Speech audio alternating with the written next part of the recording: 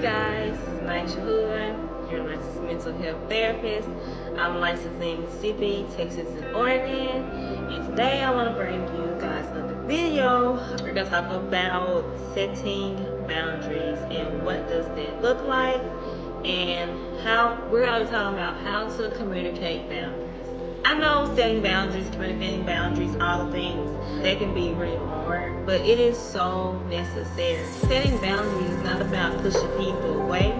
It's protecting your energy and it's creating healthier connections. And honestly, the truth is people will respect you more if you know how to communicate boundaries, or communicate your boundaries rather. And most of the time, people just don't know what your boundaries are because we are really too afraid to be that bad person or come off in a way that you may think is negative, but honestly it's not. It's very healthy. It's very healthy, right?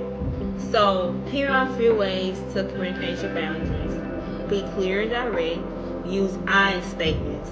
So for example, I need some time to myself after work to decompress. And I know that we sometimes think that pushing through is the best way to go, but sometimes it's really okay to have time for yourself. So if it's a Friday night, work was very hectic, tiresome, and your friends calling you saying you want to go out, but you really want to stay at home, you can tell them, hey, you know what? I'm going to sit this one out tonight because I really need some time to myself. And if that's your friend, they will understand. They will not try to force you. They will not try to go against what you need right now. So it's just important to know that when you need time to yourself, please take time for yourself. My second one is keep it honest but respectful. You don't have to always try to explain your entire life story. Just a short and sincere explanation goes a long way. So example of this is I care about our relationship, and setting this boundary helps me to show up better.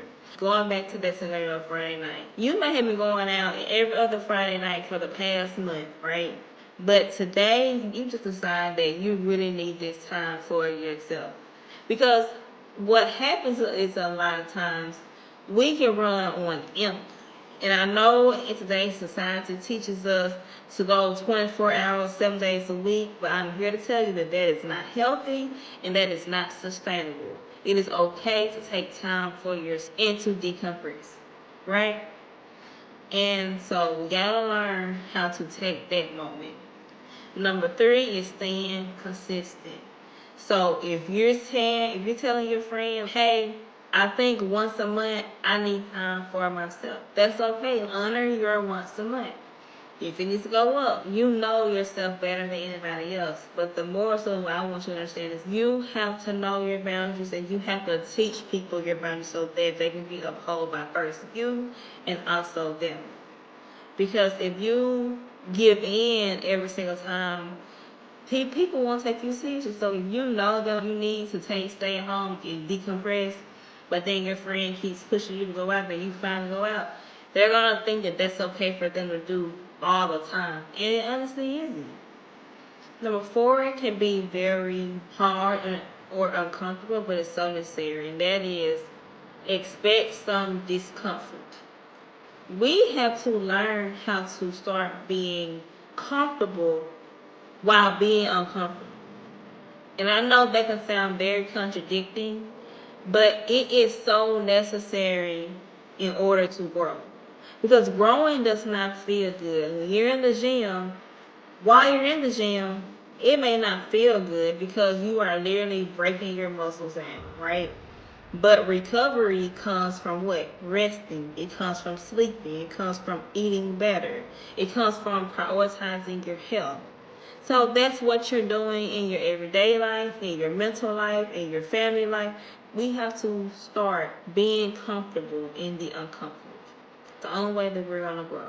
And I'll probably hit more on that at a different topic, but for now we're going to move on to our last one. Boundaries are an act of self-respect. It does not mean that you are being mean. You're being healthy. So just because you say no does not mean that you are being mean. And I know that it is that word no can be a hard word to say for some people, but again, it's very necessary. You cannot always say yes. You cannot always push yourself, because either you're going to break down or your body is going to break down.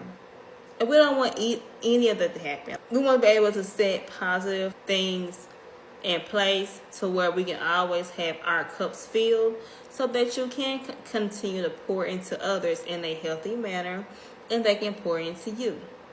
So if you are having issues or problems, or if you're really struggling on setting boundaries, let's talk about it. If you need help finding your voice, or just need support, you can book a consultation with me. Again, my name is Maisha Hoover. I look forward to hearing from you guys soon. Have a great day. Bye.